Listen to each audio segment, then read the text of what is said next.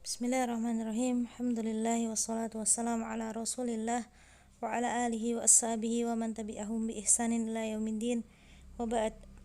Kita akan masuk pada bab baru, yaitu an-nasabu ilal manqus, nasab pada isim manqus. Isim manqus itu adalah isim yang diakhiri dengan ya lazimah dan sebelumnya berharokat kasroh.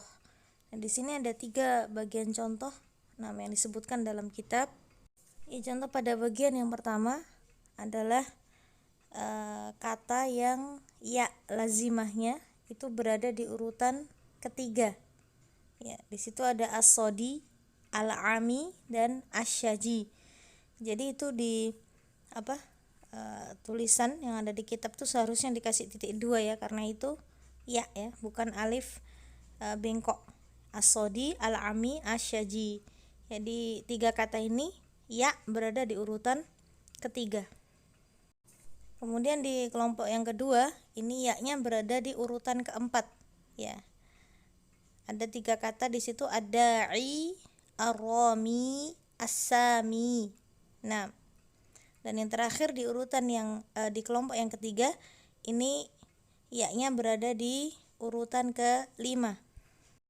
Ada al-muhtadi, al-murtaji, dan al-mustaqsi. Nah, cara menasabkan isim manqus itu sebetulnya tidak jauh beda dengan isim maqsur. Hanya kalau isim maqsur itu dilihat dari urutan alifnya, kalau isim manqus itu dilihat dari urutan ya-nya. Ya itu ada di urutan keberapa. Nah, kita lihat dari kaidahnya. Di dalam kaidah disebutkan idza urida nasabu ilal manqusi yunzuru fi ya'ihi. Jika ingin menasabkan isim manqus maka dilihat dari urutan urutan ya-nya. Nah, yang pertama fa in kanat salisatan qulibat wawan wa futiha ma qablaha. Jika ya-nya urutan ketiga, maka ya dari isim manqus diubah menjadi waw. Kemudian sebelumnya di fathah. Tapi sekarang kita lihat kaidah pertama berbunyi in kanatil ya'u salisatan kulibat wawan wa futiha ma qablaha. Apabila ya dari isim manqus itu urutan yang ketiga, maka ya tersebut harus diubah menjadi waw dan sebelum waw di fathah harokatnya. Ada 3 contoh yang diberikan di dalam kitab. As-sodi itu orang yang sangat haus, kemudian al-ami orang buta, dan asyaji orang yang sedih. Kita lihat salah satu contohnya as-sodi. Ya yang ada di kata as-sodi ini kita langsung ubah menjadi waw dan kita tinggal tambahkan dengan ya nisbah atau ya musyaddadah. Dan jangan lupa untuk mengubah harokat huruf sebelum waw menjadi fathah, hingga hasil akhirnya adalah as-sodawi. As-sodawi. Nah, harus diperhatikan bahwa ya yang ada di kata as-sodawi itu bukan ya manqus, tetapi dia adalah ya nisbah.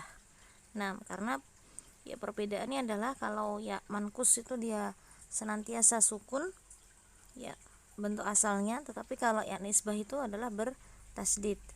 Kemudian ya manqus sendiri dia sudah hilang ketika isim tersebut dinisbahkan karena dia sudah berganti dengan waw. Cara seperti ini digunakan untuk semua isim manqus yang ya-nya ada di urutan ketiga. Jadi seperti al-ami nisbahnya menjadi al-amawi, kemudian asyaji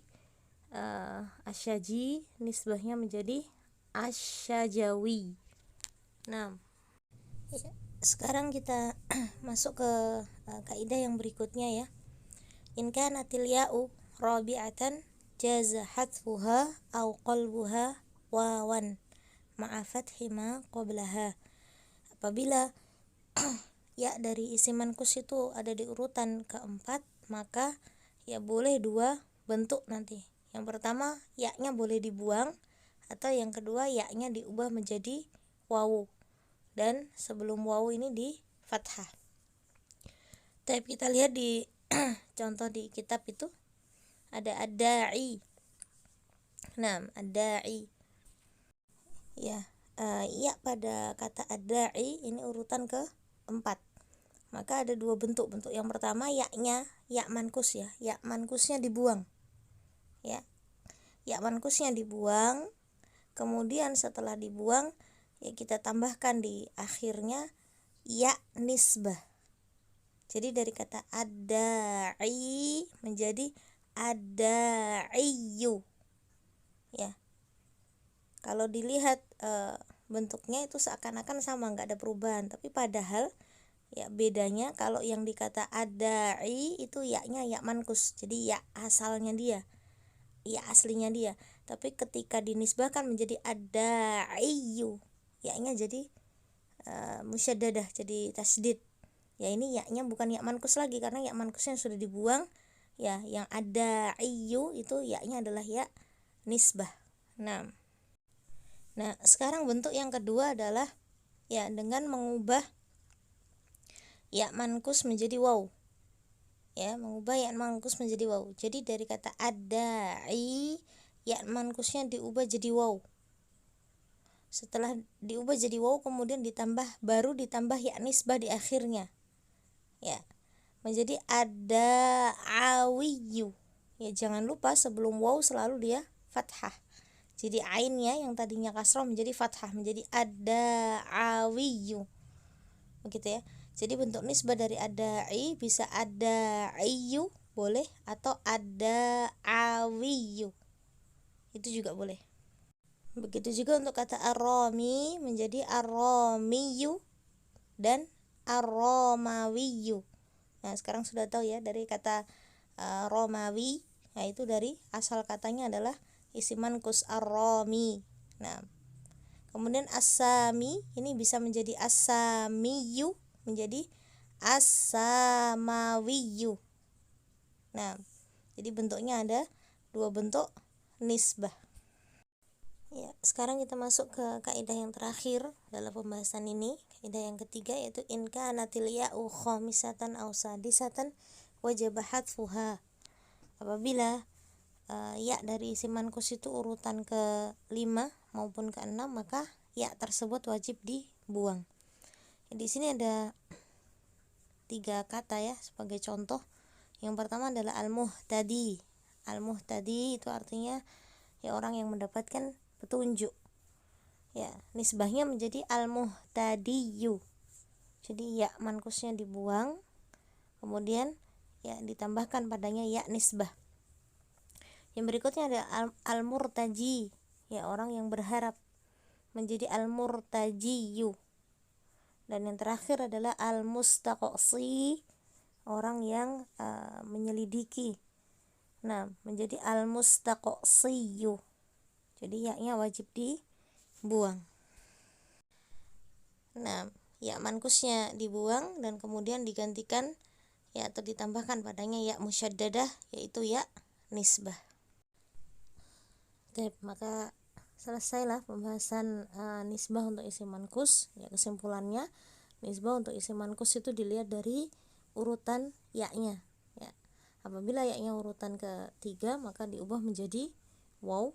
Apabila urutan ke-4 maka boleh ya dia dibuang, boleh juga diubah menjadi waw. Dan yang terakhir apabila dia urutan ke-5 atau ke-6 maka wajib dibuang ya mankusnya, kemudian ditambahkan ya nisbah. Semoga ini bisa dipahami dengan baik. Wallahu taala a'lam bishawab. Wassallallahu ala nabiyyina Muhammadin wa ala alihi wa ashabihi ajmain. Alhamdulillahirabbil alamin.